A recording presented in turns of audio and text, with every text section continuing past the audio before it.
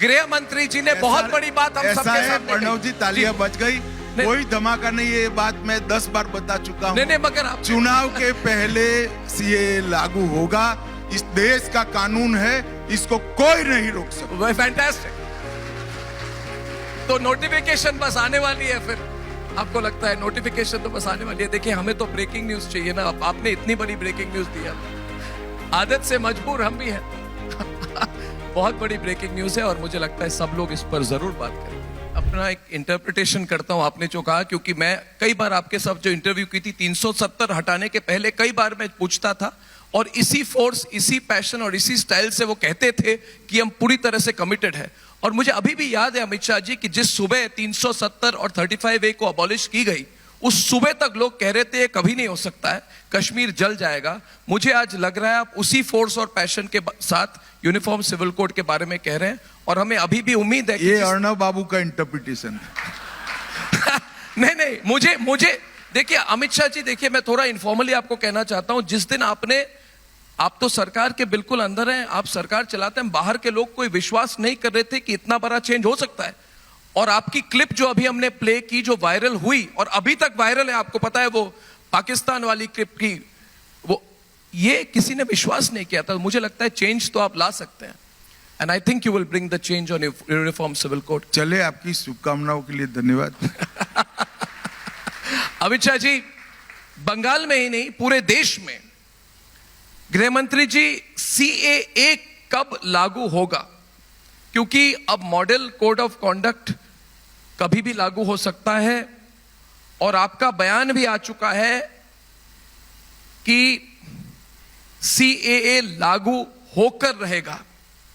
तो इस पर कोई टाइमलाइन आप कह सकते हैं कि कब होगा? मैं फिर से कहता हूं, CAA ये देश का कानून है, पत्थर पर लकीर है, ये वास्तविकता है, ये लागू होगा ही होगा, और इस चुनाव के पहले होगा। इस चुनाव के पहले होगा, इस चुनाव के पहले होगा। ये बहुत बड़ी बात कही है आज। मैं तो ये कह सकता हूं कि ये हाहाकार हो गई आपने जो बात अभी कही है।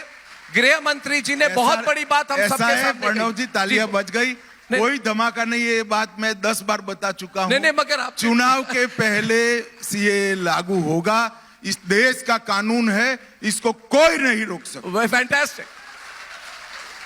तो नोटिफिकेशन बस आने वाली है, फिर आपको लगता है नोटिफिकेशन तो बस आने वाली है। देखिए, हमें तो ब्रेकिंग न्यूज चाहिए ना। आपने इतनी बड़ी ब्रेकिंग न्यूज दी है, आदत से मजबूर हम भी हैं।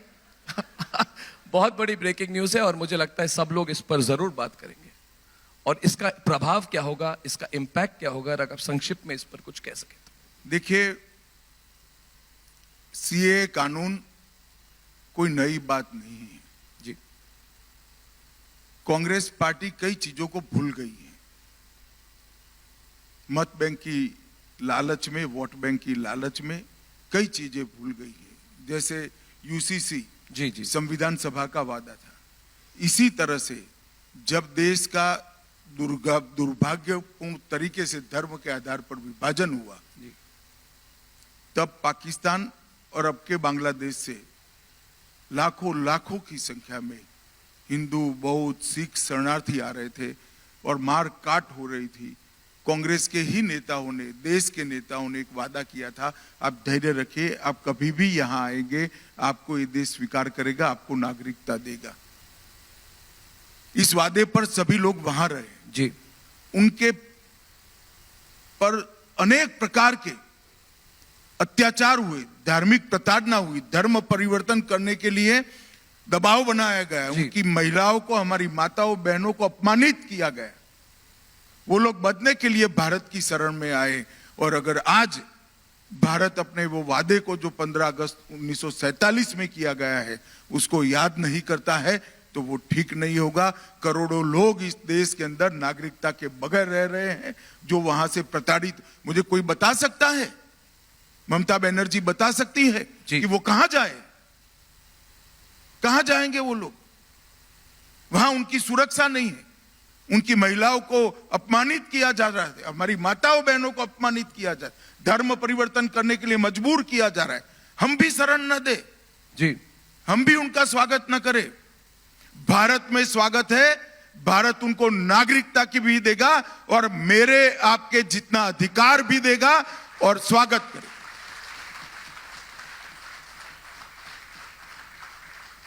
इतनी खुलकर बातचीत हो रही है, लोग कह रहे हैं सरकार मीडिया से बात नहीं करती, बहुत एक एक न्यूज पॉइंट हमें मिल रहे हैं, वी आर वेरी हैप्पी। तो अमित शाह जी, आप बहुत डायरेक्टली बात कर रहे हैं, बहुत खुलकर बात कर रहे हैं और ये इसके लिए हम बहुत ग्रेटफुल है। अमित शाह जी, ये देश में बंटवारे की राजनीति पर सवाल है, ये बहुत डिबेट हो रहा है। हमारा राष्ट्र सर्वोपरि हमारा स्लोगन है, we believe in nation first, मगर देश में उत्तर दक्षिण की राजनीति हो जाती है, कोई चुनाव के बाद बांटने की राजनीति हो जाती है, सनातन धर्म और हिंदुओं को जाति में बांटने की कोशिश हो रही है और राहुल गांधी लगातार ओबीसी का मुद्दा उठा रहे हैं। आप लोग विकसित भारत और आत्मनिर्भर भारत की बात कर रहे हैं। इस तरह की डिवाइसिव पॉलिटिक्स, ये ट्रेंड क्यों बन गई है? ये डिवाइसिव पॉलिटिक्स पर आप क्या कहना चाहते हैं जो इस बार भी हो रहा है? देखिए, भारत जोड़ो के बैनर के तहत भारत तोड़ने की एक्सरसाइज चल रही है। मुझे मालूम नहीं है ये कांग्रेस पार्टी को क्या हो गया है। इतनी पुरानी पार्टी, उनका कोई प्रमुख नेता कहता है हिंदुस्तान के दो टुकड़े कर दो, नॉर्थ इंडिया और साउथ इंडिया, और कांग्रेस पार्टी चुप रहती है, साफ सुन गया ऐसे चुप रहती है। मुझे तो आश्चर्य हो गया है ये पार्टी को क्या हो गया है। इनके अलाई पानी पी पी कर सनातन धर्म का अपमान कर रहे हैं, सनातन धर्म के लिए जहर उगलने का काम कर रहे हैं। कांग्रेस पार्टी रोकती भी नहीं है, ना मादा है, ना हिम्मत है, ना इच्छा है, और यात्रा लेकर निकलते हैं भारत जोड़ो की। देश की जनता ढंग से समझ ले, इनका एकमात्र लक्ष्य है सत्ता प्राप्त करने का, एपीसमेंट कर कर सत्ता प्राप्त करने का। वो भारत को एक नहीं रख सकते। भारत को एक केवल और केवल भारतीय जनता पार्टी और भाजपा के नेता नरेंद्र मोदी रख सकते हैं। और मैं देश की जनता को अपील करना चाहता हूं कि जिन लोगों ने भारत को तोड़ने की बात करी है, जिन लोगों ने विश्व के सबसे पुराने धर्म के पुरानी संस्कृति को और पुरानी परंपराओं को अपमानित करने की बात की है, इनको देश की जनता को पहचान लेने की भी जरूरत है और दंडित करने की भी जरूरत है। आने वाले चुनाव में मैं चाहूंगा कि कांग्रेस के नेता अगर हिम्मत है तो इनके भारत तोड़ो की ये सारी घटनाओं का रिपीटेशन चुनावी मंच पर से करें। वो कोई नेता के मुंह से कुछ निकल गया इसका खंडन भी नहीं करते, पार्टी को अपने आप से अलग नहीं करते हैं। इसका मतलब आपकी पार्टी का एजेंडा ही ये है, आपकी पार्टी का उद्देश्य ही है। और ओबीसी के लिए तो बोलने का कांग्रेस पार्टी को अधिकार ही नहीं। कांग्रेस पार्टी है जिसने इस देश के पिछड़ा वर्ग को सबसे ज्यादा अन्याय किया है। 50 साल तक काका साहब कालेलकर कमीशन की रिपोर्ट को आप दबाकर बैठ गए, इसके बाद मंडल कमीशन की रिपोर्ट को आप दबाकर बैठ गए। जब मंडल कमीशन लागू हुआ देश में, राजीव गांधी ने 1 घंटा और 40 मिनट इसके विरोध में भाषण किया था। कांग्रेस पार्टी 55 साल तक सत्ता पर रही, कभी भी ओबीसी को संवैधानिक स्टेटस नहीं दिया, ओबीसी आयोग की रचना नहीं की, नीट की और केंद्र सरकार की परीक्षाओं में ओबीसी को आरक्षण नहीं दिया। ये सारा काम हुआ नरेंद्र मोदी के नेतृत्व की भारतीय जनता पार्टी की सरकार में, और एकमात्र सरकार है जिसमें 27 ओबीसी मंत्री बैठे हैं। और राहुल गांधी देश को ज्वाइंट सेक्रेटरीज गिना रहे हैं, सेक्रेटरीज गिना रहे हैं जी। मैं इनको बताना चाहता हूं, अभी जो भारत सरकार में सेक्रेटरी बना है वो आपके शासन में भर्ती हुआ है, वो प्रमोट होते होते यहां सेक्रेटरी बना है। आप हमें क्या दोष रहे हो? इनको देश का प्रधानमंत्री ओबीसी है वो दिखाई नहीं पड़ता, देश की कैबिनेट में 27 मंत्री है वो दिखाई नहीं पड़ते, किसी एनजीओ ने पकड़ा दिया कि इतने सेक्रेटरी ओबीसी है वो रटे जा रहे हैं। और देश की जनता भी बहुत एंटरटेनमेंट के भाव से उनको सुन भी रही